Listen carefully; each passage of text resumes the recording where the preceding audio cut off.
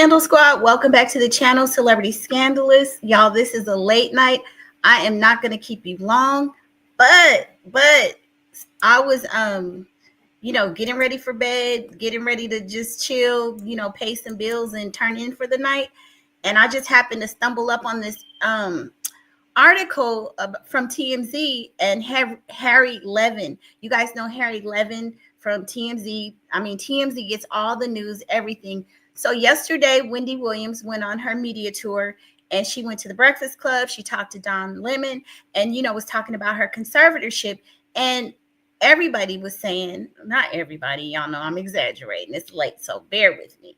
But people were saying that Wendy didn't sound, like she needed the conservatorship. Hey, Lulu, shout out to Lulu for being here. I didn't even bother you because I'm saying it's late. Lulu be like, sometimes it's too late.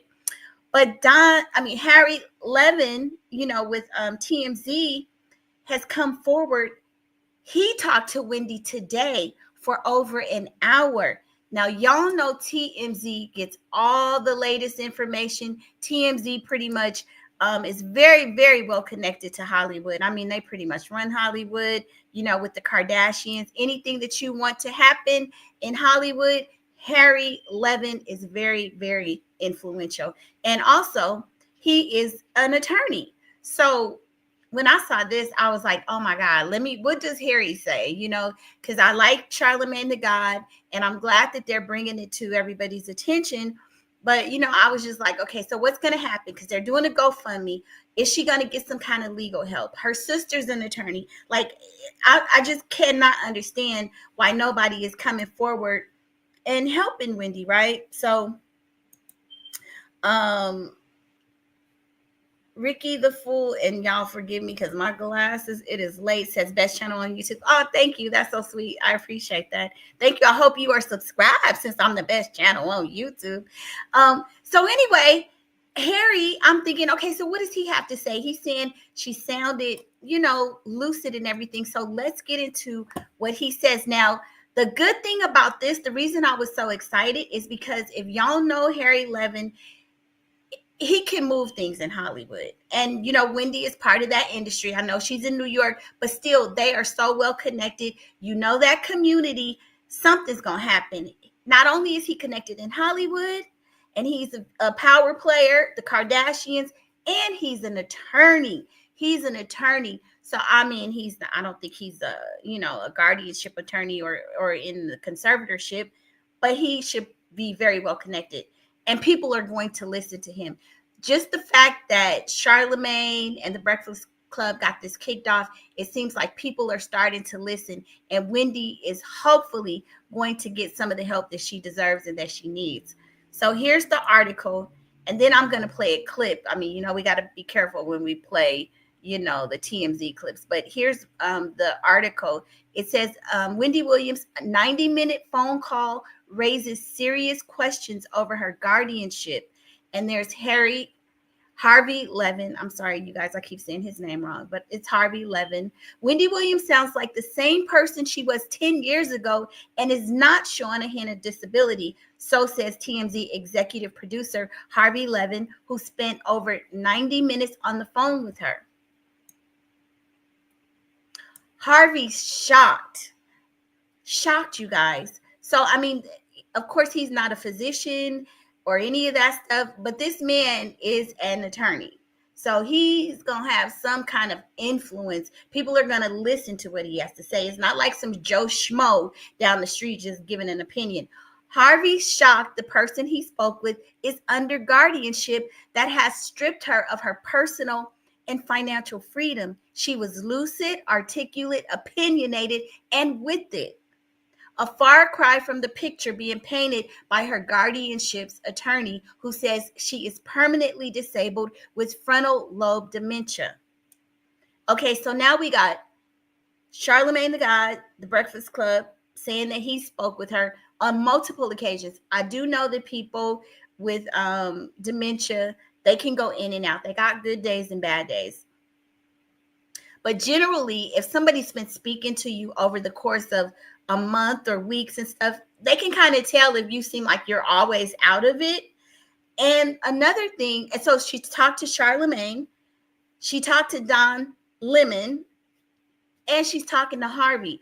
Now, these are three different individuals that are saying Wendy is sounding normal. Not only that, I don't know if you guys remember, but there was an herbalist who spoke about her about 4 or 5 months ago. She was in New York or somewhere with her son, Kevin Jr., and she was buying herbs and everything. And the herbalist actually took some pictures with her. So they published the pictures. Wendy was looking good. And he came forward and said she sounded good. She was fine. She's rebounding, that she was getting herself together and she was getting clean. So I think one of the issues, from what I remember when a lot of this first started, was they alleged that it was alcohol induced.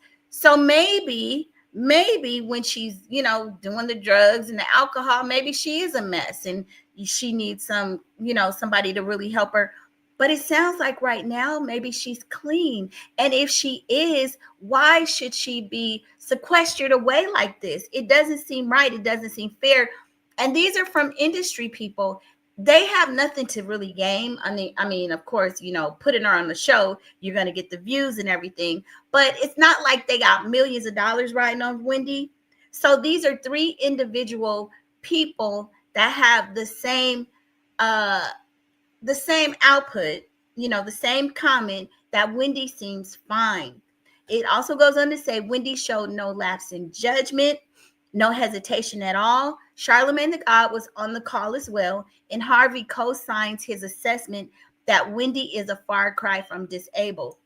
Now, Wendy has struggled with substance abuse in the past, but she was clearly clean when she spoke with TMZ over the phone. It raises serious questions. When the judge put Wendy under the guardianship, was it more about alcohol than it was a medical condition? Now, it's hard to go back in time and figure out what was going on. Wendy came forward and said that she was, having some substance abuse issues. So a lot of that may have been true at the time. Remember, Kevin had just had the baby. She was struggling with that and getting ready to go through a divorce. So she was in a different space then, but it sounds like now she's getting healthy. And even people that have abused drugs, they might go to a rehab program and then they come out and then they are allowed to, do what they normally do. So it's not adding up. And there's too many independent people coming forward saying, yeah, this is something is going on here. So Roberta Kaplan, the attorney for the guardianship, told us, I'm thinking they told TMZ, Wendy has good days and bad days. I mean, who don't? We all have good days and bad days. Maybe it's coincidence. I don't think it's coincidence. We heard a very lucid Wendy. Now, I'm going to step back and say, honestly, to be fair, to be honest, I don't feel, just based on, hearing her talk, I mean, I don't know that Wendy's ready to go back to the capacity that she was before. Carrying that show, that's a lot. Even doing these damn little YouTube snippets that I do, it takes thought. It takes, you need to be lucid and everything. It's, so for her to go to that level and get all these corporations and, money behind her to put on a full production like she did before, I don't know if she's there. She even said in the interview, she prefers radio. That's where she started. That's where she was for the bulk of her career. That's where she feels more comfortable. Maybe she could do some kind of a podcast or something, but not necessarily have to do it every day. Hell, the woman has worked. She's in her 60s. She's almost ready for retirement age anyway. There's no point in her having to go back to work the way that she was working before, because what they said was that Wendy was pretty much a work mule. Her life consisted of, her substances and her job, to the point where they even said sometimes she was not necessarily the best mother to Kevin Jr. And then that's no knock against her, but she admitted that, herself as well.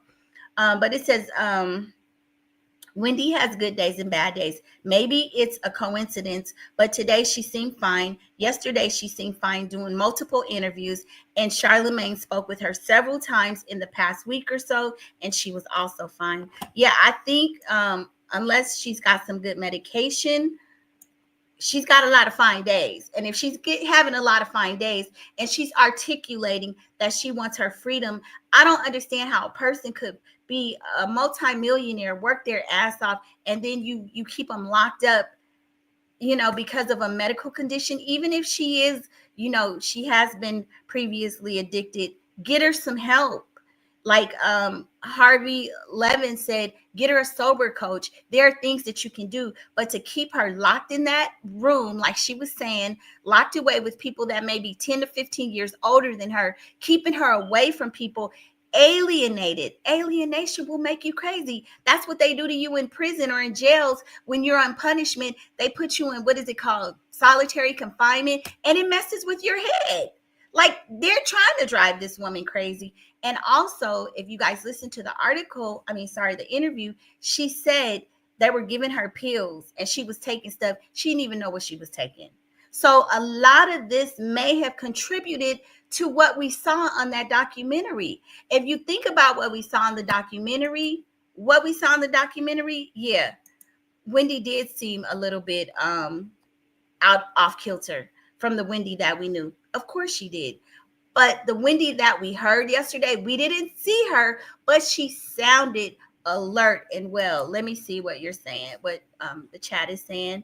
Lulu says, I am still confused as to who put her under guardianship. How was the person chosen and by whom? Ricky the Fool says, double tap the screen. Yeah, please double tap and thumbs up, you guys, please. So I'm going to give you my opinion. I'm going to get through this and then kind of go back a little bit. 1 second. I'll just finish this article. It says, the question, is Harvey off base by thinking Wendy might do better as a free person with a sober coach rather than being held in an assisted living facility under strict guardianship? Yeah, of course, we don't know. We're the outside looking in. But based on what we heard and, not making a medical evaluation, Wendy sounds like she's very able to articulate. She didn't sound like she was talking about, like going in and out of reality, right? And now we're hearing it from multiple people. I heard the full interview. In that whole hour, she sounded sane and lucid. Again, I don't know how, if she's able to do regular work and all of that stuff. I don't know. But it doesn't sound like a person. It doesn't sound like she needs to be, locked away in a room where she doesn't have her pets. She even said they took her pets. They sold, like it sounds like they took her ability to make decisions as small as buying a brush. She can't go to Sephora. Like, I don't see how you sit in that purple couch and generate the amount of revenue that she did and be treated like this. Even if whatever her illnesses or medical issues are, you would think they would still find a way to give her some quality of life. From what she said, it doesn't sound like she has a quality of life. It doesn't. So let's listen to a little bit of what she said. I'm going to play this and just let her talk about, what she's going through. My niece Alex knows a lot as well, but I am not cognitively impaired. You know what I'm saying? No, but I feel like I am in prison. You understand what I'm saying? I feel like I'm in New York City, right? And by the way, my apartment has been sold, thank God, a while ago. But I, I'm in this place where the people are in their 90s and their 80s. Like I'm exhausted thinking about, what if I can't see my dad for his birthday? At 94, the day after that is not promised. It's not promised. I have things from my dad that's in storage. And they're little things that I say, I'm not going to give it to him, but I'm going to sew them and make them so that they look perfect on me. You know what I'm saying? Yes, I know how to sew. I've known how to sew for years. You know what I'm saying? But I'm saying, I want to give my dad some sort of fragrance. I want to go to Sephora and pick and choose. What? I might not be. Yeah. My life is up. Yeah. Yeah. It is. She's prepared for the fact that her phone might be taken away. What if they take my phone? I won't be able to talk to anybody. Yeah. So, Alex, they took her cats? Yes. So that's what she told me. yesterday, right, Aunt Wen? Yes, I had no idea that Lauren. I had no idea that they actually took my cats. You know what I'm saying? You know, I wanted my cats with me. You understand what I'm saying? And I actually, that's my friend Lauren. I was saying, Lauren, you know what I'm saying? You know, come, you know, about the cats. Anyway, so my cats are gone, everybody. And I did not know that until I talked to my guardian person. And she told me that the cats are, I said, you mean they are gone, chit-chatting my way, my twin cats, they're gone. So getting rid of the cats won't let you possibly see your father next month for his 94th birthday. She can't leave. No, don't say I won't. Don't say I won't see I said her. possibly. I Dad. said possibly. What I'm getting at is all of this feels like some sort of retaliation because of you know what they've been seeing the last couple of weeks. That's what I'm getting at. Yeah. Oh my God! Oh my God! Oh my God! Oh my God! Oh my God! Yeah. I mean, can you imagine? Wendy has to be one of the strongest people ever for her to even be able to get to do an interview and talk about it. Like, I can't even imagine what that would feel like to just have your whole life stripped from you. Her life has essentially been stripped. It's like she's in one of those y'all know, one of those Lifetime movies where, you know, they put you in a home or something, or they put you in one of those mental facilities. She's being treated like a person that committed a crime. Her pets have been taken. I have my dog. My dog travels. My dog flies from California to Virginia, and he had his own seat one time. I can't imagine. They have just taken everything. What did she do to not even be able to have a laptop? Diddy got a damn laptop. Diddy is in prison and he has a laptop for 8 hours, but Wendy Williams is not even been given a laptop. Why? She has a cell phone or some sort of a phone where she can only call out. She cannot receive calls. Like, how is her family supposed to stay on top? Hey, D-Dot, welcome to the chat. Thank you for joining. This is a mess. So, D-Dot, what we're talking about is, you know, TMZ is always in everybody's business. And Harvey Levin talked to Wendy today, and he said she does not sound crazy. She does not sound like she got no front lobe dementia. And, you know, Harvey Levin, he's very connected in Hollywood. He's very connected to the entertainment industry, and he is an attorney. So I'm thinking and I'm hoping that he's going to have some connections. So I'm going to play his video. Now, you guys, I can't show it because you know how TMZ is, but let me try to play it and you guys can listen to what he says. And let me know if you can hear it.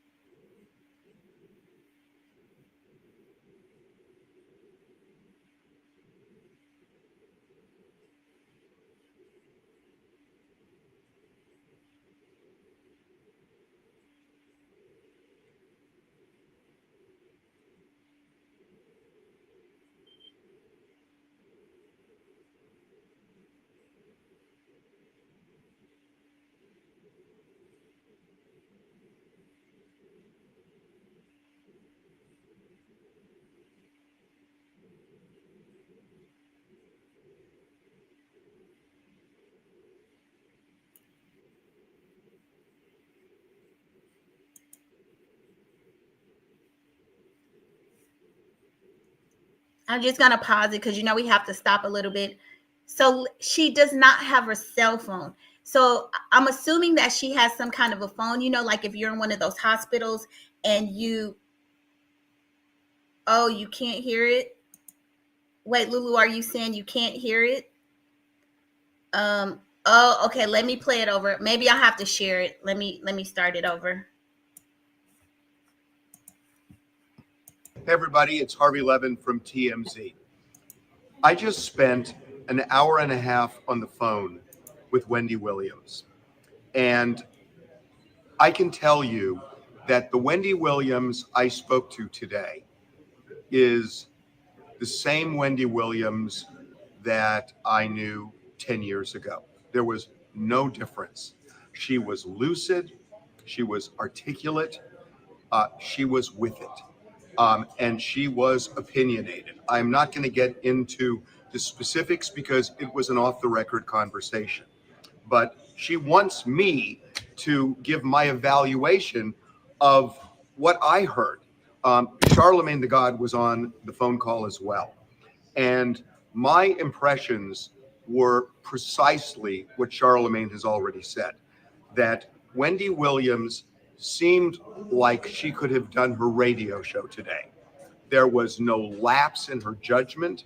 There was no hesitation in what she was saying. And I'm not a doctor, but I am alarmed that Wendy Williams has had her freedom taken away from her. And I don't understand exactly why. Wendy doesn't have access to a cell phone in the sense that people cannot call her. So I was going to pause it right there. So what I was saying before is the fact that she does not have a cell phone.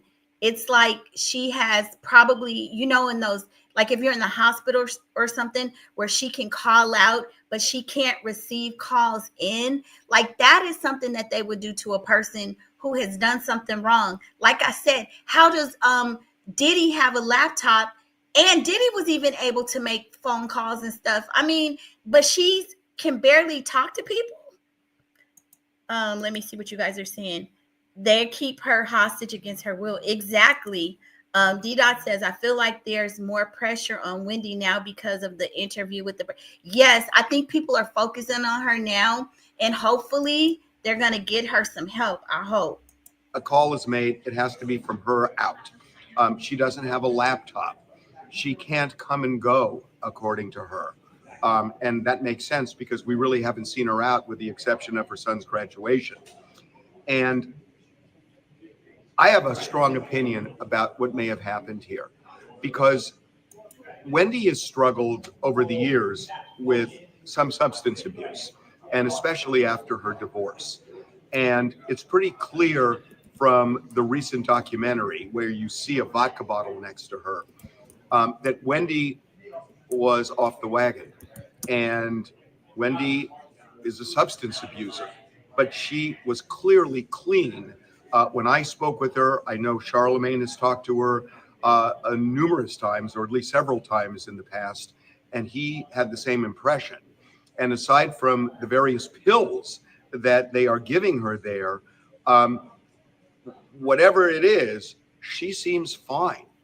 And when the people in this guardianship she's under say that she is permanently disabled and essentially non-functional, I heard the opposite.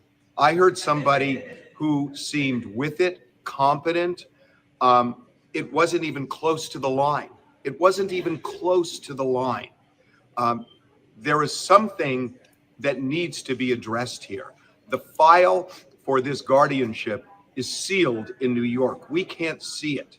I know they say she has frontal temporal dementia, and she may or may not, but... Hey, Chris, welcome to the chat. So we're talking about Harry Levin and the fact that he's speaking on behalf of Wendy. So now we got the Breakfast Club, Don Lemon.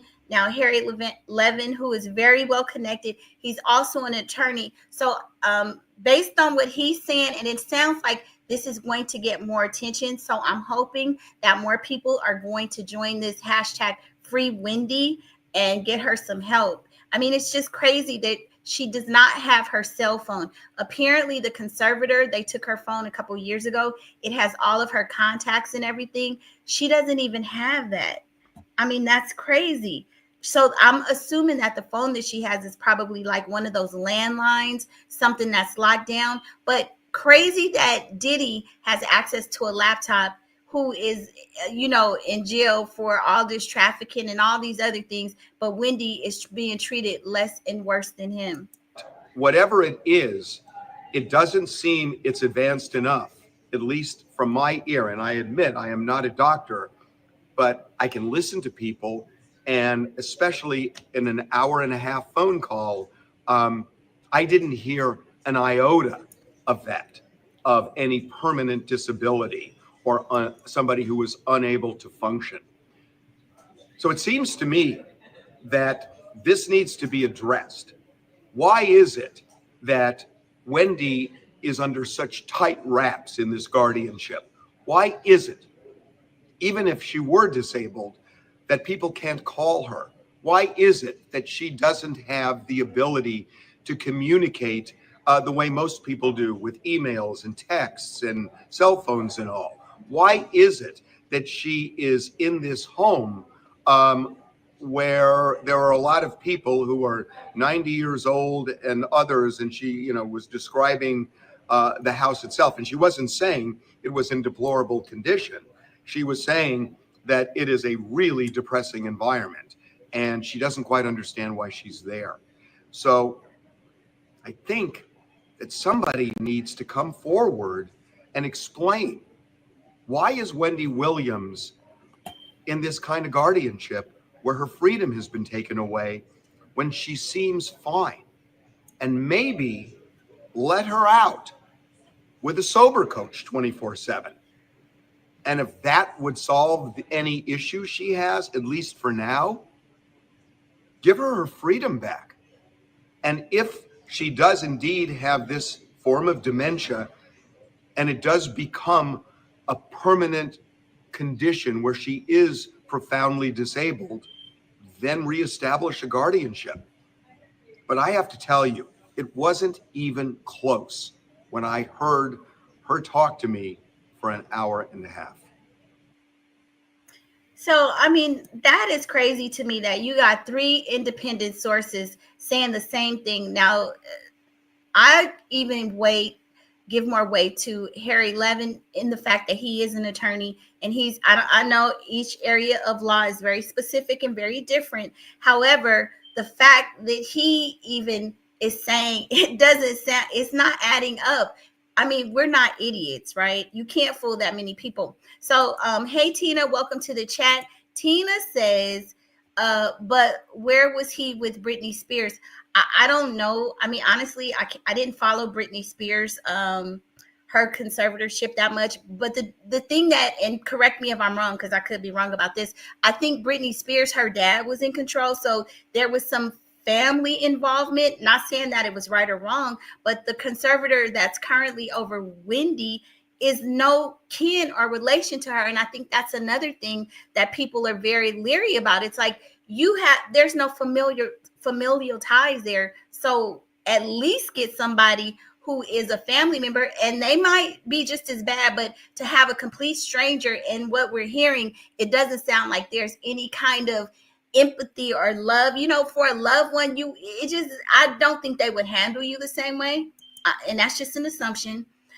Chris says, what did I say yesterday?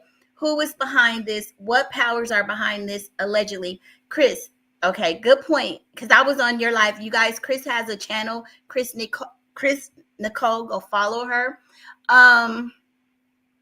So, I was in your chat last night, so I couldn't really, use a lot of typing and everything. But from what I remember, there was some nefarious things going on with Kevin Sr. and Kevin Jr. Of course, these are all allegations, but I remembered a lot of this. I did some videos on this, when it came out a couple years ago. And I also would talk. Her brother has a YouTube channel, and I was on his channel as well, because I was reporting on this. So I got a chance to do some videos with him and everything. And what I remember was there was some activity or something that kind of prompted all of this because of Kevin Sr. The reason I'm bringing this up is because Storm Rowe, yes, who has some inside information. Remember, Tasha K is the person who brought us all the details and information from the beginning, because Tasha used to talk to Kevin Sr. And we know that all of that is a mess, but her brother would talk and, be giving out information online. And so Tasha is the one who even told us about the dementia thing before the, regular media brought this to us. I clearly remember that. So tonight, Storm Monroe kind of gave a recap to some things that I remember kind of allegedly may have prompted some of this stuff with Wendy Williams. Remember, Wendy was missing work. Wendy was getting ready for that divorce. Kevin had that baby. She was living in that sober house, and things just went amok. And then there were allegations that they were trying to get access to her money. Now, I'm going to play a little bit of Storm Monroe where he adds what may have caused some of this. And I'm not saying I agree with everything that Storm is saying, but I remember some of the pieces. It had to do with Kevin Sr. and Kevin Jr. And initially, it sounded as if they were really trying to protect her assets because Wendy was a mess at that time. But I'm going to get to that in just a second. Miss Bougie, welcome to the chat. Thank you for coming. Okay, I'm having a little bit of problem trying to read it, but kind of guess, and so can you kind of guess. Okay. I guess you're saying you could kind of guess, but thank you for joining. Even though I'm having trouble reading it, I apologize. Tina Lynn Cormany, welcome to the chat. Tina says, TMZ did this too. They are just as responsible for her attack. Okay, Tina, maybe so. I don't know. So it sounds like you're saying TMZ had a hand in it. I'm going to say probably a lot of people had a hand in it. Maybe peripherally, I don't know. But I don't know much about TMZ having a hand in that. So I really can't speak to that. But let us know. Lulu says, hit the like button. Thank you, please. You said TMZ created this chaos. I honestly don't feel that TMZ created Wendy's. I've watched Wendy Williams for years. And I'm going to say my own independent opinion. Some of this Wendy Williams brought on herself, maybe in terms of her lifestyle and her contracts and the fact that she allowed Kevin Sr., her husband, to control everything. And Wendy was such a workhorse. Her working so much, because Wendy would, if you are a fan of Wendy and you've watched her when she was on or listened to her when she was on radio, Wendy was so her focus was very linear. It was all about her radio, her career. And that was it. She would talk about, coming home on the weekends and spending her weekends in her bedroom, just going through magazines, watching her shows, eating. And I don't know if she really talked about drinking that much, but she was isolated and she talked about that. She didn't trust people and she didn't have a lot of friends. And so I feel like Kevin, the way Wendy lived, allowed Kevin to do what he did, buy his side chick a house down the street, control her money, even had Sharina, the side chick, be a part-time mom to Kevin Jr. So I'm not going to blame TMZ for all of that. I'm going to blame some of the dysfunction within their household and their relationship. So, and just the way things were handled. That's just how I think. Lulu says, hey, Tina, welcome. So Tina says Brian Wilson from the Beach Boys had the same incident with sea ships by a lawyer. Okay, it's a business in the music. Yeah, they tried to do Mariah Carey. They tried to do Kanye West. The same lady. I remember there was an article maybe a year and a half ago when they were trying to get Kanye West in a conservatorship. Again, now that you make that point, I see what you're saying, because the Kardashians were involved as well. They've had a lot of people that they've tried to do this to over the years. So, I know it happens. If you have large sums of money, people want to get attached to it and control it. Chris Nicole says, this situation with Wendy makes me scared to get married. Girl, now, my daughter is an only child. I'm an only child. And So we have, and we're in California, and you know California real estate. So we have a few, not just one, but a couple houses in our family. We're both only children that are fully paid for and in nice areas, you know. And so I tell my daughter the same thing. Like, you're an only child. When you know things are going to be, the estate, things will be passed down to you. You got to be careful, and that's a fact. People will marry you for money, and then we ain't even talking a lot of money. We got some homosexuals that will just marry you so that they don't have to work or will inherit stuff. So, Chris, that is a fact. Yeah, especially in California too. You know, because when you get married, community property, although things that you inherit before the marriage and all that. However, we got palimony. If somebody lives with you, you know, we're the state of palimony where people can sue you for that because they live with you and they got some of your money. You took care of them. So that's a real thing. I mean, you should be. But if you get a good prenup, then that could help, you know. D-Dot says, Wendy is trapped and backed into a corner. Basically, her freedom has been stripped. I know. And, you know, you guys, I went through a custody case, and I'm in California. And when I tell you, people always think, oh, you know, with their children, I had you, I could take you out. You my child, I could do what I want. No, you can't.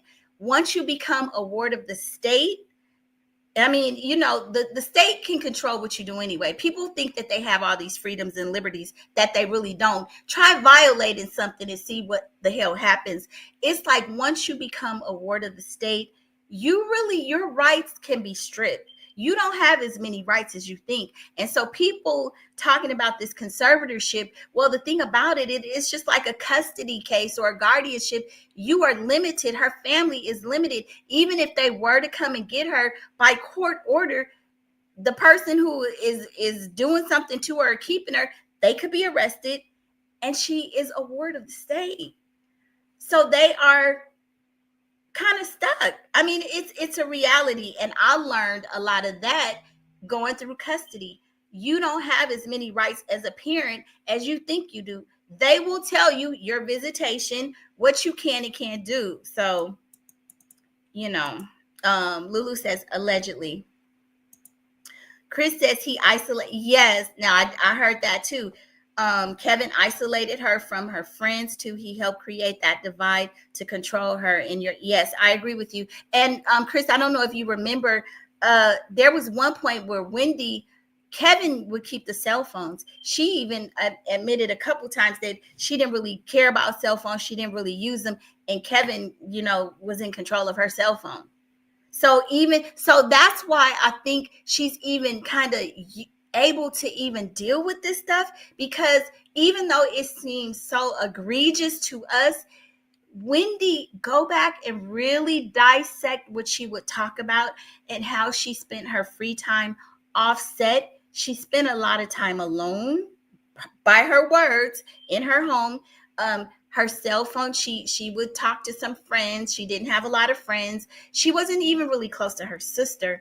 And she, you know, some of this is probably how she was living before, but just in a different way, if that makes sense. She talks about always wanting to be alone in the first place, but I mean, not to this degree. I'm sure before she had the ability, you know, to have drivers to go do her shopping. You would see her out and about sometimes. But y'all remember Wendy had really gone down at one point where she was coming outside in her Versace robe and stuff, and no socks on and no shoes. So, you know, maybe at that point they really did need to have somebody step in. But I would still prefer to see it be somebody kin to her. I you know, that's just how I see it. Lulu says, or get half. Yeah, California is a half state. Hey, AT2, welcome to the chat. Thank you for joining. Everybody, AT2 is a YouTuber and has a big channel, so please go follow him. Chris Nicole says she went from Coca-Cola controlling her to a man controlling her. Codependent. Okay, girl, when you said Coca-Cola, I was like, the company Coca-Cola? But I know what you're saying. Yes, So what Storm Monroe was saying, and I'm going to play a little bit of what he said. She was very much so, yeah, like you said, on Coca-Cola.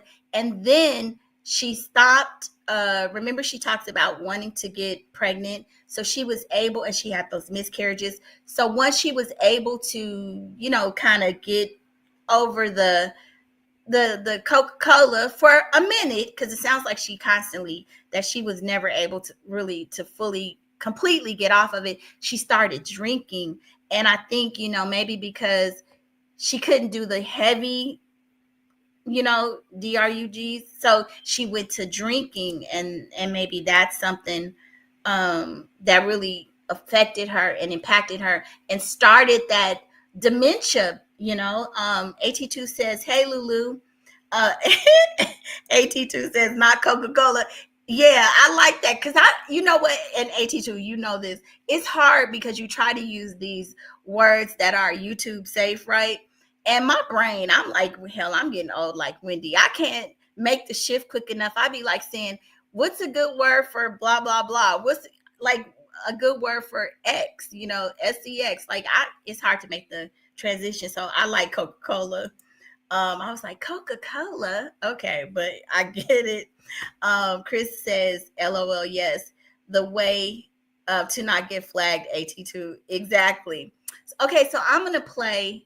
I was looking for the herbalist, because do you guys remember Wendy went to, she was seen in New York with Kevin. Well, she was in Jersey, actually, with the herbalist. The herbalist did an interview, and he was saying that Wendy had gotten healthy. I don't know if it was a Dr. Sabi. I can't remember what kind of herbalist it was, but she had gotten healthy and she was looking good. And he even talked about it. He did an interview, but I can't find it right now. But what about this Storm Monroe? So I'm going to play Storm. Let me share this tab, and I'm not going to show his face, but I'm going to play it. That was just a knife in Wendy's heart. So, like I said, the plan, one of those. So basically what Storm is talking about, you guys, because this is what I was saying, Chris, what I was telling you. Storm is going to tell us kind of based on his knowledge and kind of what I remember, the things that were being put out there back then, how some of this got started, how that conservatorship even happened. Facilities, you already know that it's very hard to have access to your loved one once you sign them over. Like, even though you're family, you know, even though you're on the designated contact list, you still get to run around to see your own relatives as well. But I need to get into the truth about what was going on over there on Wendy's show before it went off air, as well as her marriage and what was being done to Wendy on set at the Wendy Williams show by production. Okay, so the truth is, what you guys should know is that Wendy Williams no longer wanted the show. She no longer wanted to be on TV, and that she actually wanted to go back to radio. So Wendy's plan, especially when she was divorcing Kevin, was to divorce Kevin and then quit the show, stay out of work for about 12 to 18 months, and then go and do a radio show with Sirius XM. She was going to have a whole deal over there. Now, what I'm going to say, because as he's speaking, I'm just kind of going back over the details that I remember, and I can't confirm that they were true. I'm just going over what I recall. There was also, it was rumored that she did not want to pay him the money, you know, when they were going through the divorce, because he was getting all of this money and had this baby out of wedlock and outside of their marriage, and that he had purchased this woman's house. She, you know, all of that stuff came out. Remember when the Daily Mail did that expose? And Wendy did not want him to bleed her of all of her finances. So she allegedly was trying to come up with a plan to not work so that she didn't have to keep paying him, and was able to put a cap on what she was paying him. So that's what I remember. She had been in talks with Sirius XM on her own, which was a big deal to her because normally those kinds of things Kevin handled all that. Kevin handled everything. To be very frank, you know, on one hand, Kevin was her bodyguard and he was her physical protection. But then on the other hand, he isolated her from everybody, ruined a bunch of opportunities, and kept her imprisoned. You know, now when I even think back to when she would talk about her own life on the show, her life basically consisted of going to work, right? Going back home, going in the house, shutting the blinds, getting something to eat, putting on Lifetime. And that was what she would do. And she would always joke about that, but we didn't realize that like she really didn't have no friends for real. And she really didn't go nowhere because Kevin didn't let her. And it was just a crazy situation. But anyway, when Wendy was close to divorcing his ass, her whole plan to try to get out of paying him any money, any alimony, anything, okay? Because Wendy did not want to take care of him and that mistress. And Wendy had decided years before that, which we'll get to in a minute, she had just decided she was not going to take care of him for the rest of his life and take care of that mistress for the rest of his life. And then, of course, once the baby came, baby Journey, that was just a knife in Wendy's heart. So, like I said, the plan was to divorce Kevin, then quit the television show, stay out of work for the 18 months, and then go to her Sirius XM deal. That's just what it was. But Kevin caught wind of what she was trying to do. And it's unfortunate that he caught wind. I mean, I don't know who told him, but hey, the industry is small. It is what it is, right? And of course, like, think about if Wendy's plan had actually worked and she wasn't on TV, she was just on radio, back on radio doing her thing, and all of this Diddy stuff is popping off right now. She would literally be killing it because that was Wendy. So Kevin, once he caught wind of this, actually held several secret meetings, right? And I say secret because most of the meetings that Kevin would have with production or have with the network or have with her bank or have with anybody that she did any kind of business with, Wendy was not involved anyway. Wendy was so far removed from what was like going on in her life, it was ridiculous. Now, do you guys remember any of this? Like, now that he's talking about it, don't you remember how they were saying that Wendy had been sick and they were trying to force her to come back, and Kevin was forcing her to do those shows, that Wendy had wanted to take a break and get her health together. Remember, she kept taking those little sabbaticals, or, you know, Wendy's health is bad, but what we were hearing in the background was that Kevin was making her and would not allow her not to take time off. That's what I remember. Her job was to just show up to work, do as she was told, and just make the money, to basically be a workhorse. Anyway, Kevin had secret meetings with production, told them Wendy's plan to quit the show and to go back to radio, and everybody. Chris, of course, sleeping with the enemy, he had to keep her working. Hell, he had she had two households. Kevin had a whole jump off. And remember, Sharina, he helped her finance 2 or 3 businesses. So Wendy had to keep working. And I mean, Kevin, production, as well as Wells Fargo Bank, they figure out a way to put and lock Wendy into a conservatorship. Now, the plan was to, of course, keep Wendy medicated, but keep her just medicated enough to where she could just work, and then they could still be in control of her, if that makes sense. I know this sounds crazy, but the best example of this, from what my source is telling me, is think about Britney Spears. Britney Spears was declared mentally incapacitated. Britney Spears was locked into this conservatorship where she couldn't do anything. She was monitored 24/7. As a matter of fact, Britney's dad even had cameras in Britney's hotel room. So he was probably watching her get down with her boyfriend. Anyway, I say all this to say everybody was in control of Britney, but Britney still had to get on that stage and work 5 to 6, 7 days a week out there in Vegas. So I don't understand how somebody can be mentally incapacitated and can't take care of themselves and can't sign for themselves and can't be in control of themselves, but they could be in control of themselves enough to get on stage and make money for everybody. Yeah, D-Dot, that's the thing. So even when she wanted a break, because remember, Wendy rarely ever took any time off. That's the one thing that she prided herself on. And it wasn't until like the last couple of years where she was really spiraling down. Wendy would not miss a day at work. So remember when Kevin Jr. got sick, allegedly, when he was, had got hooked on the situation, she didn't even go with him because he went to go to Dr. Sabi to get clean and everything when he got hooked on that marijuana stuff, whatever kind of stuff that was. And it was Serena that went with him. And they even talk about the fact that Wendy would not, they kind of painted her to be a bad mom, saying she was so tied to her job that she wouldn't go take time away from work to go care for her son. And our kids were born like a month apart. I think Kevin Jr. is a month before my daughter. So there is the same age. I mean, and so I always remember, because I've been watching Wendy, you know, for 20 some odd years. And so I thought, oh, wow, you know, that's terrible. Like, it's nothing that would not allow me to be a parent to my kid. F this job.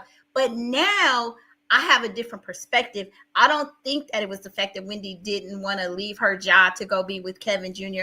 I think Wendy had so much substance abuse, and she was just so in her routine of coping with work, drugs, or whatever, that she couldn't. It's not that she didn't want to. I think that she was really mentally incapable at that time. That's what I'm seeing now.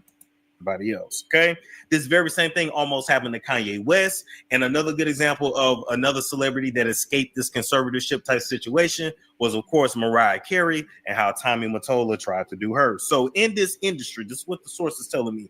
In this industry, when you don't want to play the game anymore, when you don't want to work anymore, when you want out of your contracts, this industry will find a way to ruin you. And it's not just necessarily like taking your life, you having a mysterious accident, or self-deleting yourself. But a lot of times it's about just ruining your name as a person, ruining your public reputation, or putting you in some type of conservatorship. And another example of this is Dave Chappelle. When Dave Chappelle no longer wanted to do his show with Comedy Central, they said he was they crazy. literally turned the media against him. And by they, I mean powers that be. By powers that be, I guess you can call that the Illuminati. I mean, it's fun and all these things, but there's a tremendous amount of work. People were saying, though, that you were on drugs, you lost your mind, you went into a mental institution. What is true? What is not?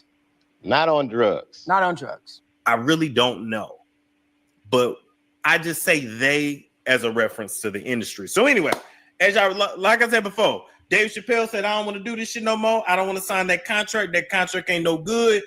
But before we knew it, you know, the media was telling us that Dave Chappelle lost his mind. He turned down $50 million when we didn't even know he really should have been paid $500 million. Anyway, with that being said, when you go against what this industry wants you to do, they will make it their business to ruin you. Another example of that is Martin Lawrence. If y'all remember back in the early 2000s when he had that mysterious heat stroke. Do you guys remember Martin Lawrence? Remember when he was jogging, and they said, because they said Martin had lost it too. Do you guys remember that? He was running through New York City in the summertime in sweats, the sweat from head to toe, running for his life, talking about they trying to kill me. What is happening in Hollywood? That a guy that tough will be on the street waving a gun, screaming, they are trying to kill me. Only for him to be put in the hospital and then get back to work because now he's fine, he's okay. Do you understand what I'm saying? Do you see a pattern? You know, whenever you go against what they want you to do, you have to pay consequences. And you guys should also know that sometimes, you know, if they don't like lock you away in a facility, you would get visited by people that are called the brown suits. I've heard that. So literally, like, someone comes to your door, a group of people come to your door, they're in suits, and you have to pretty much do what they say. Right, Chris. Yeah, all of those people.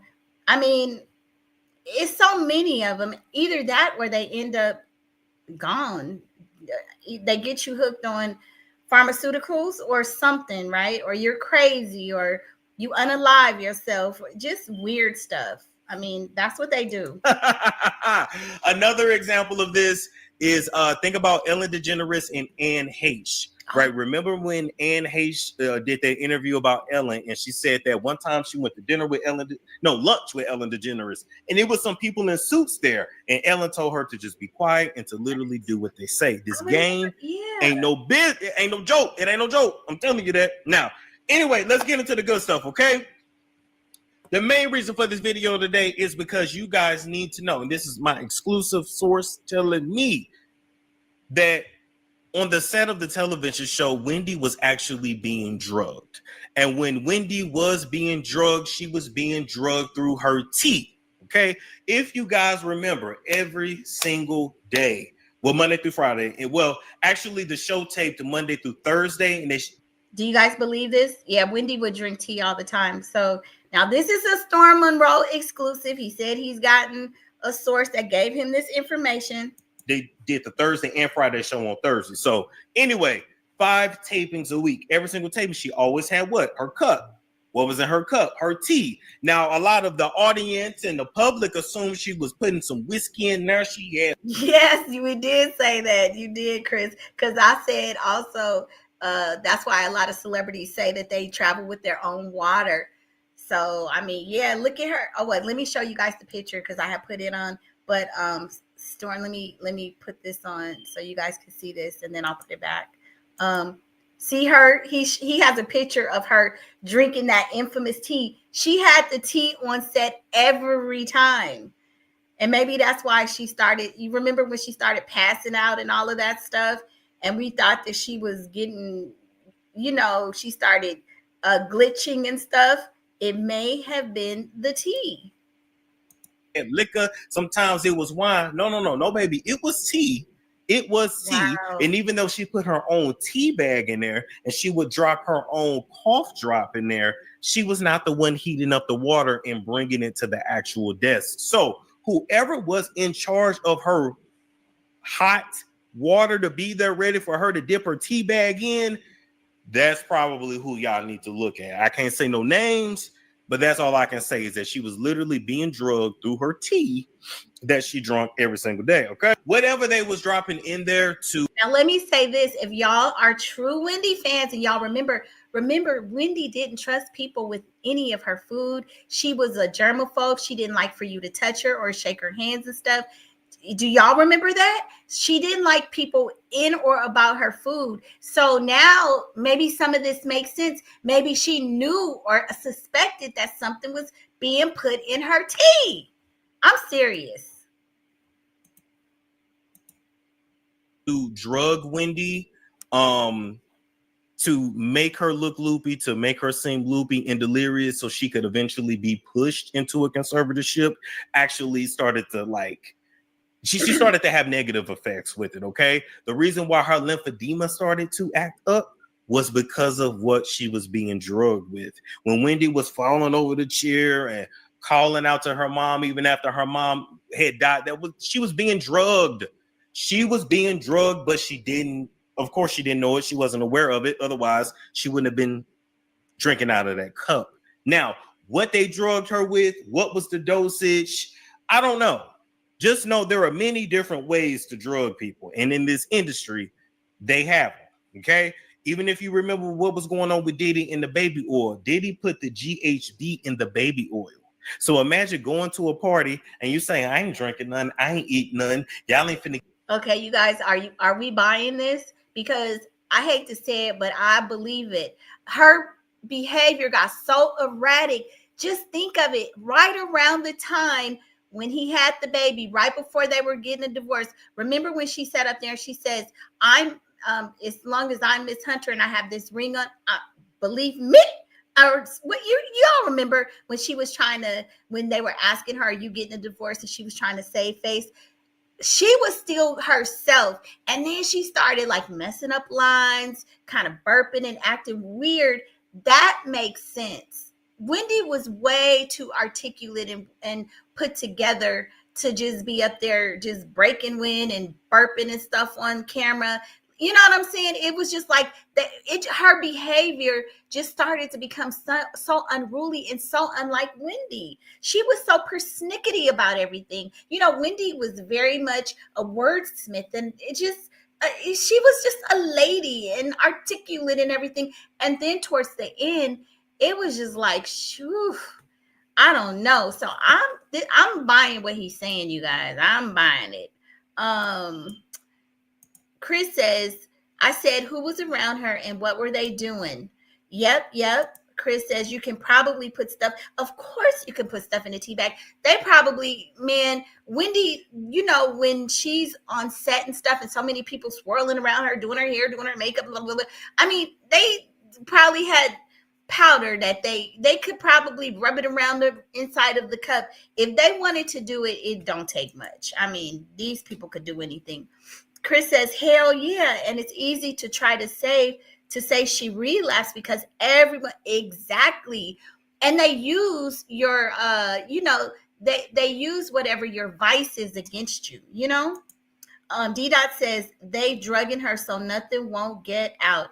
Yes, D Dot, drugging her so that nothing won't get out and that they can keep that money. And Kevin, remember, if Kevin probably was trying to get her in the conservatorship, thinking he was going to have him and little Kev have access to that money. I just remember something like that. Anyway, let me let Storm continue. Get me, I ain't even gonna have a bottle of water because of course you can stick a needle and stick some shit through the water bottle and you won't even be able to tell. Oh, well, guess what? They're gonna get you with a massage and they're gonna put that oil on your skin and them drugs gonna seep right into your system. I'm just saying, don't underestimate what they have access to in this industry is really all I can say. So with that being said, she started to exhibit more and more erratic behavior on air. People thought she was drunk. People thought that maybe she was back using drugs. Her lymphedema continued to act up, but it was all a plot between Kevin Hunter, production, and of course the bank Wells Fargo to eventually lock Wendy in a conservatorship and to make her look crazy. It is what it is. You guys should also know that, remember that incident of Wendy like passing out on TV and shit, that was because of what they were drugging her with. That makes sense. Wendy says it was not a stunt. It was not a stunt. That was not planned. But whatever they was drugging her with that day, that shit had an adverse effect, and she just passed out of nowhere. And I'm gonna play that for you guys. Exactly, D Dot. A humiliation ritual. Like, because I mean, they pretty much destroyed her. From that point forward, there were all these on-air incidents that were occurring. If they really cared about Wendy, everybody kept saying, let her take a break. Let's just look at that. I know we've seen it, but let's just look at that again. Wendy says it was not a stunt. It was not a stunt. That was not planned. But whatever they was drugging her with that day, that shit had an adverse effect, and she just passed out of nowhere. And when you really think about it, this shit makes sense. Anyway, with that being said, at some point, Kevin was kicked out of this plan to put Wendy in this conservatorship. So think about who was all involved with this production. And by production, I mean production / the network. Chris, I say the same thing. You know who I think about based on what you just said? I think about Whitney Houston. I wonder, because remember they said Sissy Houston had got Whitney, and Whitney, of course, Whitney had a beautiful voice and stuff. But remember, Whitney was singing with her when she was underage at some of those clubs when she was like 16 and 17. And she really pushed for Whitney because her career didn't take off. Do you feel like maybe if of course, in hindsight, you would do it differently, but I often wonder, is there any guilt? Like, would you change something? It's never that serious. Like the pursuit of fame and money, fame and fortune, it ain't worth it. Like when you know stories like this, like I know you would give anything to have your baby here. D-Dot says, yeah, that was scary. Yeah, because remember, she had on that costume. She was the Statue of Liberty. And at first, a lot of people were saying that she was overheated, but I think the drugs make more sense because they got fans on the set. And I'm sure if she was in that costume, they had probably even more fans. So now it is all starting to make sense. Work, right? Wells Fargo, and then, of course, Kevin, but Kevin got kicked out the circle. Kevin got kicked out of the circle, and then the white folks took over. And from what my source is telling me, it's not even just that the white folks took over, is that them people are gonna always stick together. Wink, wink. So you put together what and who them people is. I'm not gonna say what race, what people, doctor, and what hospital, and what media went to. That's all I can say. Now, like I said, the plan was for Wendy to be put in a conservatorship, be medicated, but be medicated enough to be able to come back to work and do her job. Okay, the network was going to use Wendy until they could no longer use her, and then she was going to mysteriously get deleted in some kind of accident or a fake self-deletion.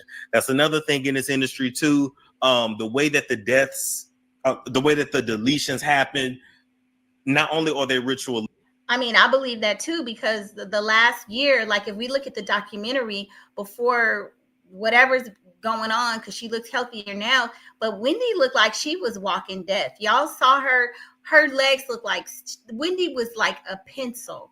I mean, again, if you've watched Wendy over the years, Wendy had some weight on her. She was always dieting. Back in the day, you remember she would, she liked to eat and she would be, remember Wendy, like with her food and stuff, and her mouth would salivate and she would always laugh about that. She always had a weight problem. She talks about how she had a weight problem when she was younger. So by the time she was off the air and all of this stuff was happening, she was a skeleton. Everybody, they predicted that she was going to die, just like you, Chris, what you noted about Whitney Houston. Yeah, remember people were suggesting that she wasn't going to last. And I do remember Sissy saying something like that about Whitney Houston. That's Chris says, so Sissy made it seem like she knew Whitney's life would be cut short, but clearly for her, she didn't think it would be in that way.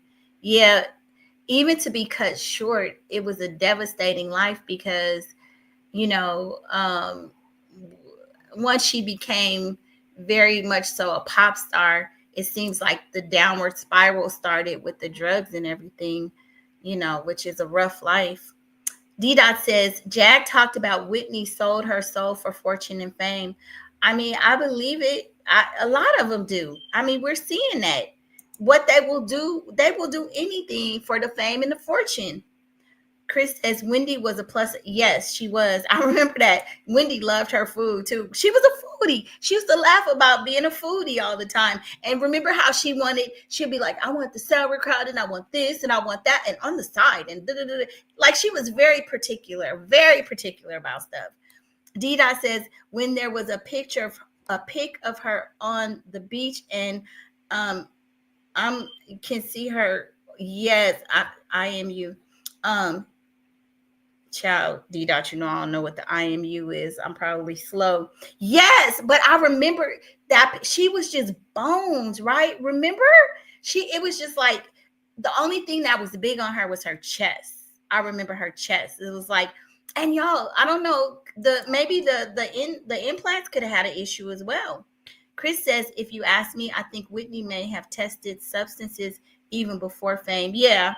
She was a very naive girl, in my opinion. So I used to work at a radio station in the Bay Area. And when Whitney came, and they said that her and that's when she was dating that girl, Robin. And back then she was doing weed and stuff. And a lot like when you work in radio and everything, a lot of the stuff that they talk about, it's true. Because people back then, we would drive them, not me, but people would drive them to the hotels and stuff and take them around when they would come and do, how they would do the radio tours and stuff. So people would observe things. And from what I remember, I didn't hear that she was doing hard drugs, but I heard that she, one of the ladies who was more like a senior person at the radio station, who I ended up being close with, I mean, they would share stuff about the celebrities with me. And when Whitney was messing with Robin, because they had got them a room together, but they were told not to discuss it. And I've heard stuff about her smoking and stuff. So I don't think it was really a secret in the industry. D-Dot says, I meant to write you. I was typing fast. Oh, that's fine. That's okay. It's okay. The herb could have been absolutely. You can't trust nothing. But a lot of times they're playing, and the best case I can think of is Whitney Houston, Bobby Brown, Bobby Christina, Nick. Just think of all the celebrities that die in hotels and mysteriously die in tubs. This shit is not by coincidence. Yo, how does a mother and a daughter both end up in a hotel? I mean, Bobby Christina wasn't in a hotel, but in a bathtub scene, that's eerie to me. That's like a 1 in a billion chance. It's very much planned out. Okay. Now, also keep in mind too, whenever Wendy would visit her son in Miami, all of a sudden she would start to look better, feel better. That's true. She would be good. But then whenever she would go back to New York, she would start to break back down and start to essentially like revert in her health and in her behavior, because she did say in that interview, she said that they were giving her pills. She was taking 7 pills a day and then she stopped. That's interesting as well. But I really hated that she talked about it on the show, because now I feel like, for one, I hope there's no backlash. Are they going to take her phone? And number 2, now they might try to force her to take this medication, or they may lace her food. Like, you can't say certain things if you know people are trying to drug you. Like me and my daughter, we be having all our little schemes and stuff, our little private passwords, how we would, if something's going on, how we would have secret codes. And, you know, we be like, girl, if they try to give you something, you know, put that pill on the side of your mouth and act like you know, sip the water like you swallowed it, and then hide it under, swoosh it around. I mean, you know, it's like, now I feel like they're going to be watching her side-eyeing like, no, we're going to make sure you take this medication. Because now, remember, she literally said, I don't take the medicine no more. I mean, come on now. You can't say that, Whitney. D-Dot says, Ray J admitted that Clive Davis forced him to do what? Now, D-Dot, remember when Whitney, the weekend that she died, Brandy was there. Remember, Whitney handed Brandy the note, and everybody wanted to know what the note says. Now, some people say allegedly it was Wendy. I mean, sorry, not Wendy. It was Whitney telling Brandy to get Ray J to call her so he could bring her some Coca-Cola or whatever. I mean, so that's crazy. And everybody wants to know what that note was. And remember, Brandy said she would never disclose it. Why not? This is a pop icon that died. Everybody wants to know what was some of her final thoughts. What was her last words? What was she asking you to do? Chris says Bobby being gone means the money was there to take. If you remember, Bobby Brown's, I forget her name. You know, the one who's very vocal. Remember, she has a YouTube channel now. Bobby Brown's sister, I think it is. I forget her name, y'all. I'm so sorry. She predicted, she said, if we don't help Bobby Christina, if we don't get her, you know, she's the one who's always coming for that lady. She says that woman set Whitney Houston up. She said, if we don't get Bobby Christina away, or, you know, from, what's that? You know, the lady who was with the sister-in-law. She said, if we don't get Bobby Christina away from her, she's going to end up unalived. And just what she said happened. Just what she said, she predicted it. She said it. She said they want her money and something's going to happen. D-Dot says the question is, what does that note say? Yeah, okay, so D-Dot, that's what I'm saying. What people are speculating. I don't know if anybody really knows. I mean, Brandy knows, and I'm sure she probably told somebody. The note allegedly was telling her to tell Ray J to give her a call. And so remember, allegedly Ray J was there that night. And there's a video that supposedly shows Ray J leaving. I think I saw it one time, but you know, I just don't always like to rely on my memory. And because you know how people talk about something so much, you go, oh yeah, I saw it. And it's like, nah, you didn't see it. It's a suggestion in your brain because people have said it so much. But remember, they said Ray J was seen fleeing when all the stuff happened. He was tipping out. So he must have been there. They're saying he was there. Pat Houston. Thank you. Yes, Pat Houston. What was up with Pat Houston? Right? All of that don't that all seem suspicious? How everything happened with Whitney in that room, and I mean the bathtub and the water, the autopsy stuff, it's just weird. Because she was being drugged, and whoever was working around Wendy on her staff, I don't mean just her staff at work, I mean like her personal staff at her apartment, all of them bitches is suspicious. Now I know they all like been let go, fired, quit, whatever now, but everybody that was around Wendy around the time of the show ending and the conservatorship and the ending of the divorce, they were paid to essentially control her. So this is a case of someone who not only has a handler in this industry, but many handlers. It is what it is. Now, as far as her marriage to Kevin, you guys should also know that Wendy has actually been planning to divorce Kevin since 2012. And I believe it didn't get final until 2020. It wasn't 22. I believe their divorce was final in 2020, but Wendy knew and Wendy planned on divorcing Kevin since 2012. Okay. And she planned to do it because she just got tired of him cheating. She got tired of taking care of him and his mistress. And she was determined to not have to take care of him and Sharina for the rest of her life. She did not. I think I kind of disagree on this. I think Wendy would have stayed with him if he hadn't had that baby. Remember, Wendy, up until we found out about the baby, she was like, I'm not leaving my husband. She said that. D-Dot says, yes, there's a video of Ray J running out the hotel with his jacket covering his face. See, I think I saw that. But people have talked about it so much. Yes, can y'all hit the like button, please? Hit the like button. Chris says, yep. And then the documentary after Whitney passed, it made Bobby look crazy. Yeah, it made them all look crazy. That was just heartbreaking. Chris says she let him cheat in peace for years. Chris, can you imagine though? She had to be mentally detached, and I know people survive in marriages, all sorts of things, but can you fathom the fact that your husband, but she eventually said she knew a lot about it. Oh, y'all. Okay, y'all. I know I'm going crazy right here. Did y'all even hear? Come on, Chris, Lulu. Come in, y'all. D-Dot. Did y'all hear that in the beginning, Wendy, Kevin, and Sharina used to all swirl together? Remember, just like you said, Chris, Charlemagne the God introduced them, but allegedly they used to all get down. And another thing about Wendy and Kevin, because Wendy is older than Kevin, 7 or 8 years. Kevin is older than Sharina. One of the things that I thought was kind of foul was, if this is true, they was messing with her when she was in her 20s and Wendy was older, and they allegedly brought her in the bedroom. So see, all of that stuff is negative energy to me.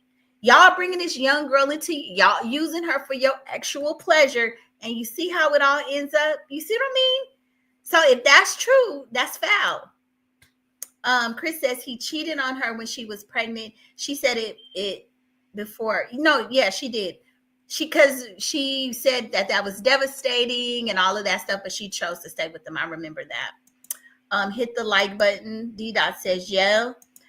Lulu says, yep. Pandora's box. Yeah, see, they shouldn't have been that. She was young, and I feel like they were both older. And I mean, I know people have polyamorous relationships and people swing and all of that, but to me, it's like when you're a lot older, it's like they're using these younger people for their pleasure.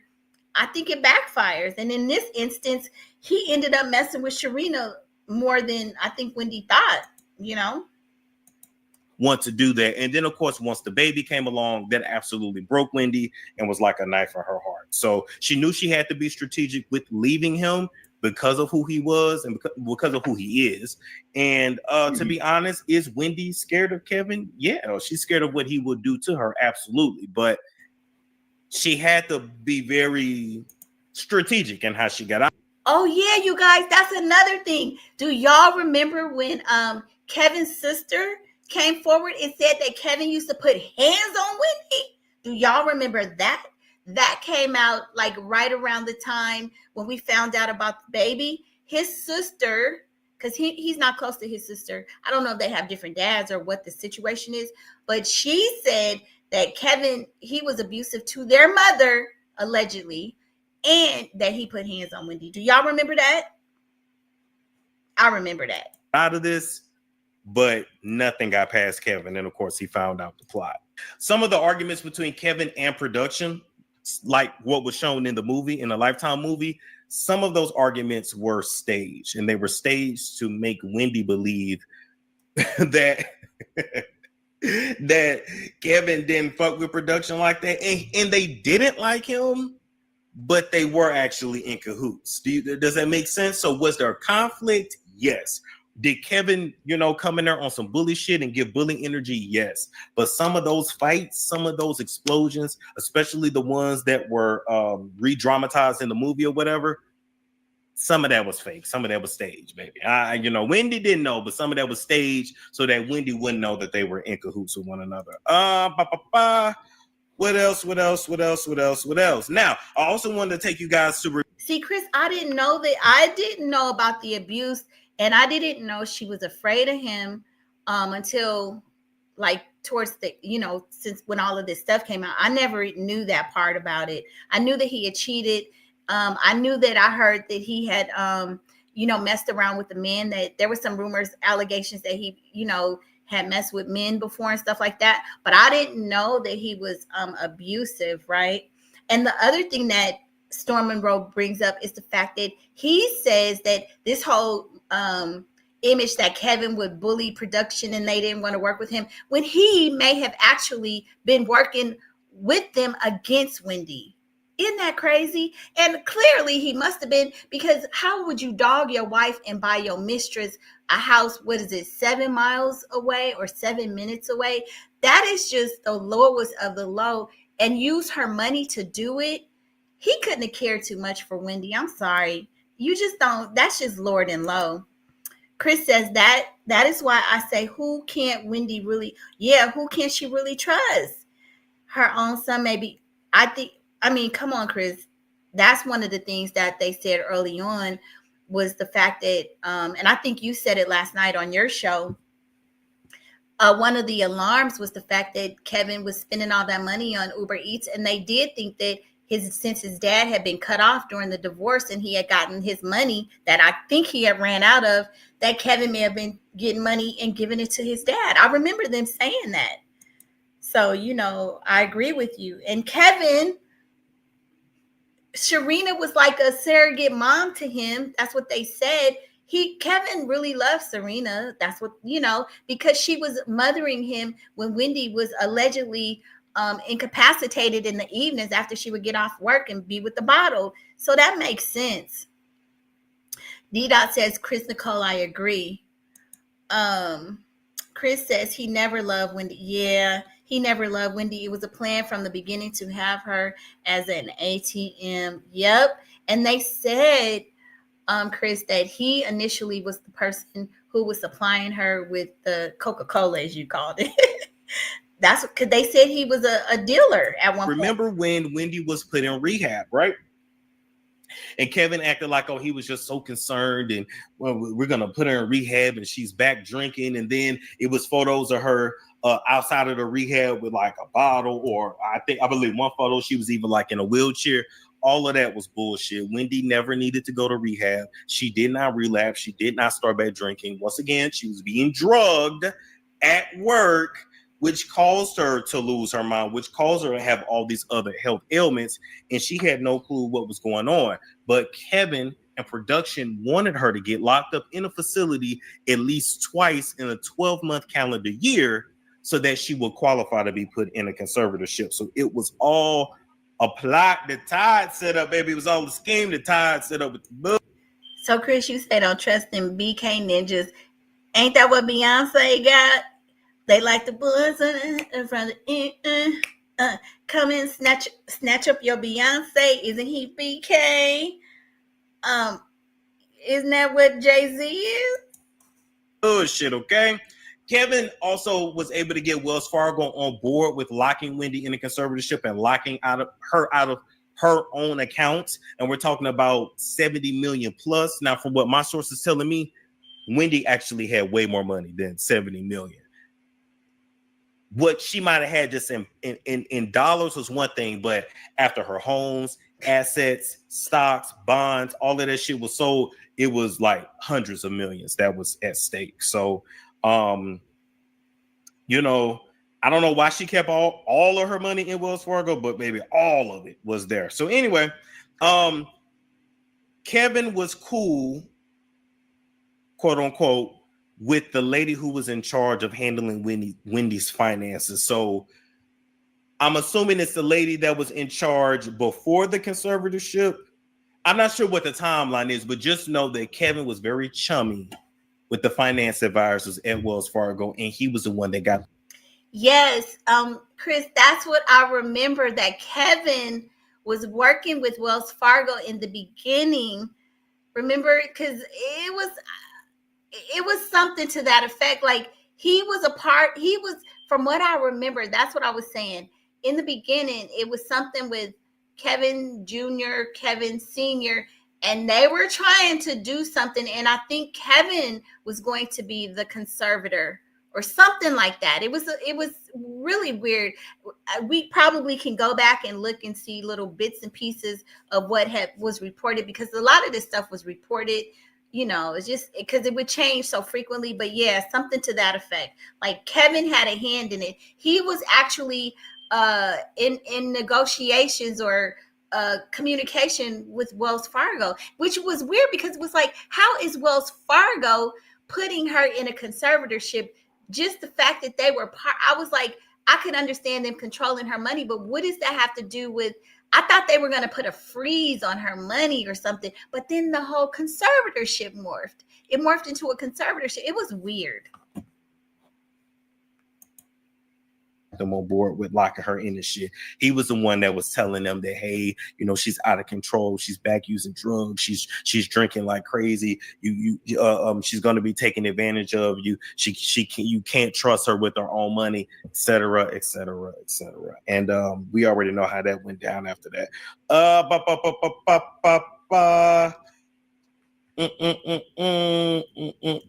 But you guys should know that the bank, the production / network, and Kevin are to blame for the situation that Wendy has found herself in.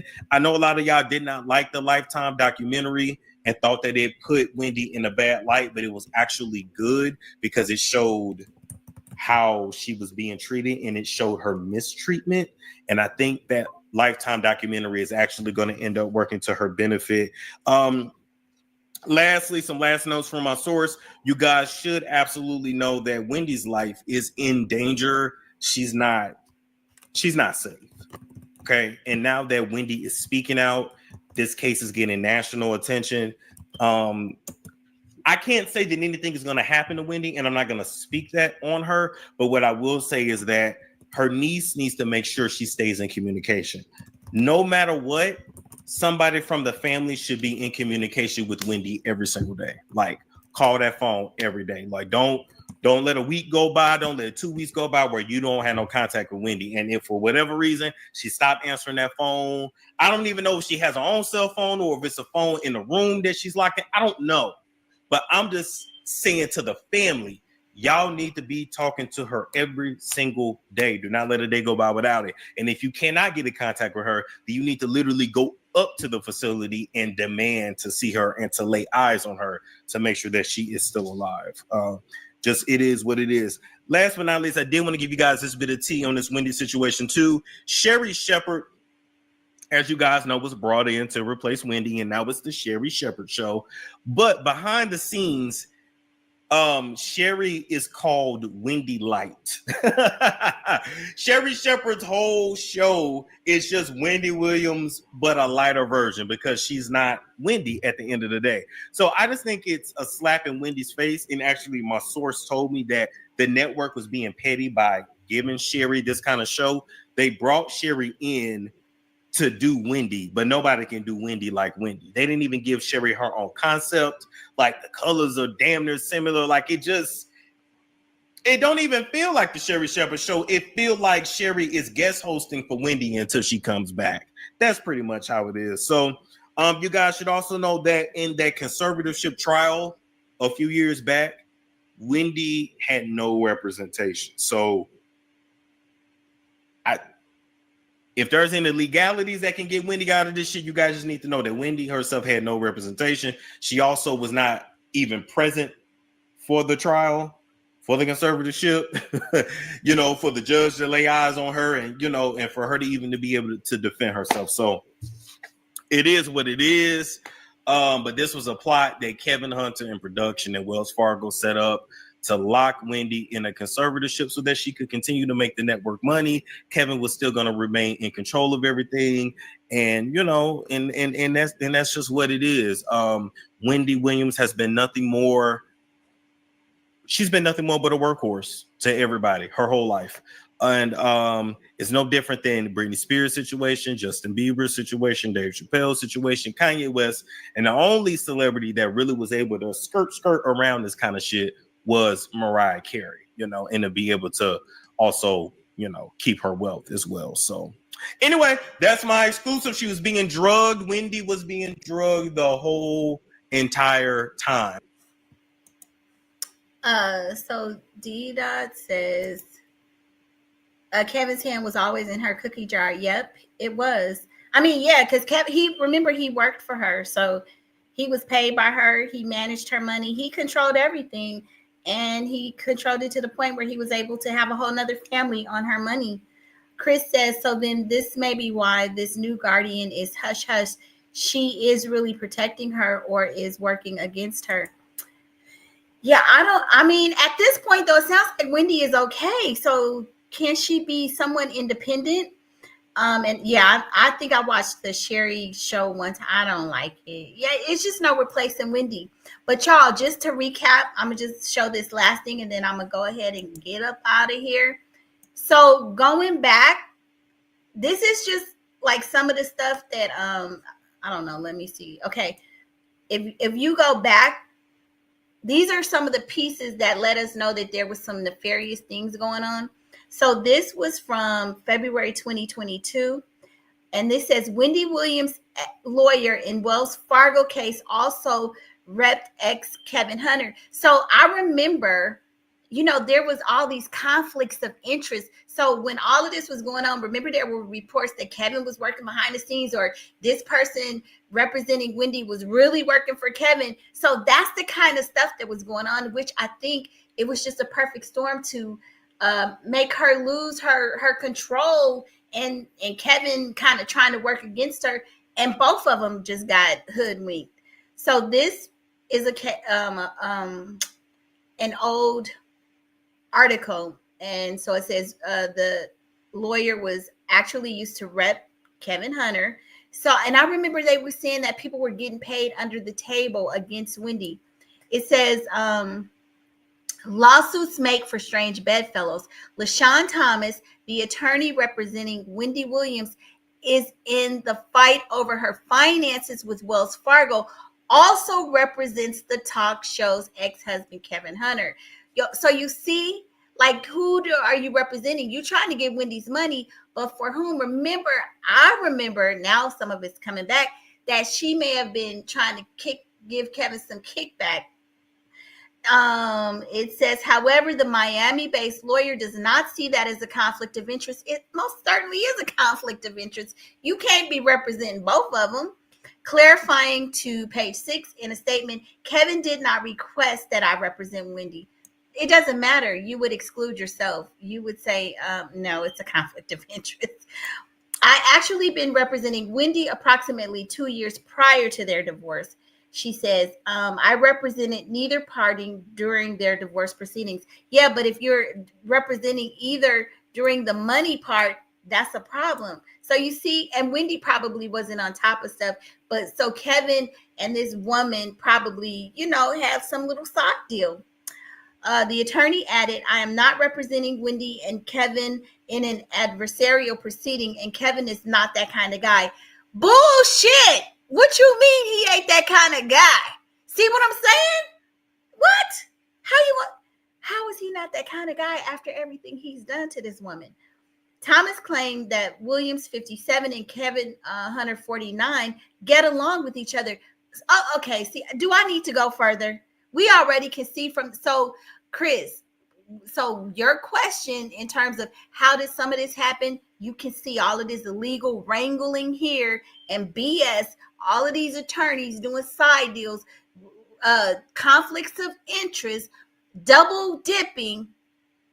So if you go back and start to unthread it, you can see. Yeah, it was a mess. Hunter and Williams joint bank account. All of the Hunter shares in Wendy Williams production went to Daytime Diva. A lot of her business interests, Kevin's name was on it, right? So there you go.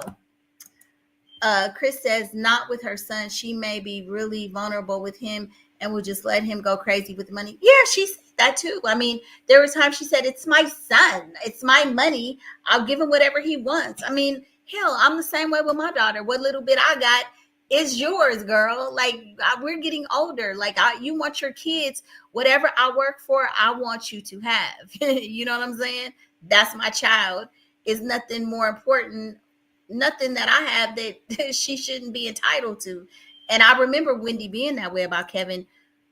But Wendy, you know, I was a more hands-on mom, but Wendy was tied to her job, you know. D. Dot says BS. Chris says Wendy got so many leeches. Exactly. And the main one being her husband. Kevin, I think, was her major downfall. I really feel that Kevin Sr. Chris Nicole said not 100 million. Did I say 100 million? I don't know, girl. But I don't know. But whatever was going on, Kevin had his hands in her money. And I feel that he was probably the main culprit as to why she ended up the way she did. Chris says maybe after her passing in her 80s, but let him work for something also. D. Dot says her family were leeches as well. D. Dot, her brother has his YouTube channel. It says Wendy Williams' brother. Like, who does that? You know what I'm saying? It's like, sir, okay, I get your sister's famous and you want to start your own YouTube channel and you might want to, reference it to kind of help you. Because a lot of siblings, they want to do it on their own. But I believe that was the title. That was his channel. Let me look and see. I got to look at this myself. Yeah, but the brother was messy. The brother was something else. He was trying to set up like cruises and date nights and stuff. Yeah, he was something else. Let me see. YouTube, Wendy Williams' brother. Let's see the name of the Wendy. I believe it's Wendy Williams' brother. Wendy Williams' brother channel. Let's see. I'm looking forward to see if I could find a time. What is it? Okay, it says the Tommy Williams Show. So maybe he changed it. But I know at some point, okay, so in his titles it says Wendy Williams' brother speaks. So let me show you this right here. This was, I guess, 2 years ago. Pretty big our superstar, says the tabloid. You see that? Wendy Williams' brother speaks out. Acknowledgement of her final show. Yeah. Well, I'm here, folks. I'm here and Wendy's here all the time. Yeah, so see, he would use Wendy to bait people in to watch his show. And if y'all remember, at one point, Wendy said, stop D-writing me. Quit using my name. Do your own thing. Stop using me. That was like, right, when she was kind of in and out. But they had she was like saying, don't make me expose you. And there was some rumors that he had messed with a trainee or something. It was a mess. They were going back and forth. I remember that too. Like, they didn't get along. I mean, I guess regular sibling rivalry. Hell, I don't have siblings, so I don't know. But yeah. Chris says, I wonder why her and her sister stopped talking. I know, right? Wendy was peculiar. Oh, you couldn't see it? Okay, let me go back. Oh, my bad. Okay. Thank you for telling me. Let me take this out. Girl, be so much to show. I'm going to make it bigger. Okay. Can you see him? We got the family. And you know our girl. And you see the title, Wendy. Told people as people called all throughout the day and emailed all throughout the day, trying to hold the candle high, the torch high for our girl. I get it. But what you wish for and what it is and her plan, they might not coincide at the moment. Believe me, folks. They would make no one any happier. This man would be talking in circles. We would be going to his videos, and it would be like, sir, what are you talking about? Because I remember one time there was a question, they had said Wendy had COVID, and he told so many different variations of that lie. Like, you know, it was like, what are you talking about? Okay, thanks, Chris. Stop deriding her, but she married a derider. Yeah, well, yeah. But you know what, Chris? I think Wendy loved her some Kevin. I thought she did, but I don't know. Hey, Bring the Mess TV. Hey, girl. This fool gets on my nerve. Are you talking about Wendy's brother? Yeah, he's a mess. But anyway, y'all.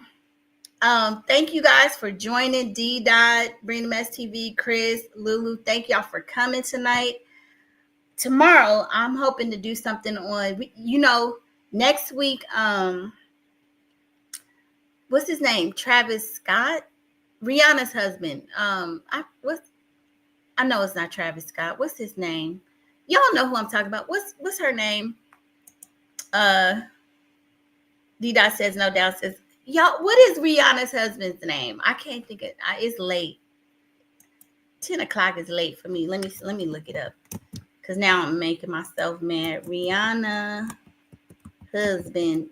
A$AP Rocky. I found it before I looked at it. Okay. A$AP Rocky. Yes, he is going on trial next week. So I think it's going to be televised. So I'm going to be looking into that because y'all know that is a travesty. Like, what is Rihanna going to do? That's going to be a mess, right? I don't know how she's feeling. I don't know if he's going to get convicted. I don't know how much time he's facing, but I kind of want to get into that and watch it on the court TV. So D-Dot, what do you know? Like, do you know how much time he's facing or anything like that, or what the charges are? Bring Them STV says she's been waiting on that. Yeah, girl. And y'all go subscribe to Bring Them STV if you haven't already. Yeah, that's gonna be big. That's gonna be big. I'm waiting to see because like Rihanna. So I just saw a little clip today. I was watching Tasha K. And so she played a clip, I guess, in Court TV, because I guess they're already starting some preliminary stuff. They had mentioned Rihanna, and they were referring to her as his wife or his significant other. They didn't want to say baby mama. So I just heard it. I wasn't watching, so I don't know who was asking, but they were trying to make the distinction as to how she would be referred to. I don't know what relevance it has to the case, but it was an issue. So they were trying to say, per this, for purposes of this court proceeding and this hearing, and, you know, going forward, you know, Rihanna, Miss whatever, will be referred to. And I think they said unless they were legally married in some wherever, then she will have to be referred to as his significant other. You know how legalese is and how all of these technicalities, but they were really talking about that. So I was like, wow, this is going to be a blockbuster. It's going to be a mess. Bring the Mess TV says two assaults with a pow. So, I mean, but what kind of charges would that yield though? I mean, was it in self-defense? I don't even know the particulars of the case other than he's facing it. D-Dot said with a pow. Uh-oh. Yeah, that's big, right? But was it self-defense? Like, was this man? Oh, and the other thing that Tasha said, what they're trying to do now is paint him as an innocent person, like he's a family man now. Maybe this happened like before they had the baby. Oh, that's probably why they're bringing Rihanna up in it, saying, oh, now he's a changed man. He has 2 children. So, you know, they're trying to appeal to the jurors, like to try to make him look like a good guy. Like that's his old life. But even if it's old life, you know, yielding these pows, that'll land you in clink, right? But anyway, y'all, Thanks for joining. Please hit that like button on your way out. Share the video, and I will see y'all on the next one. Have a good night. Bye.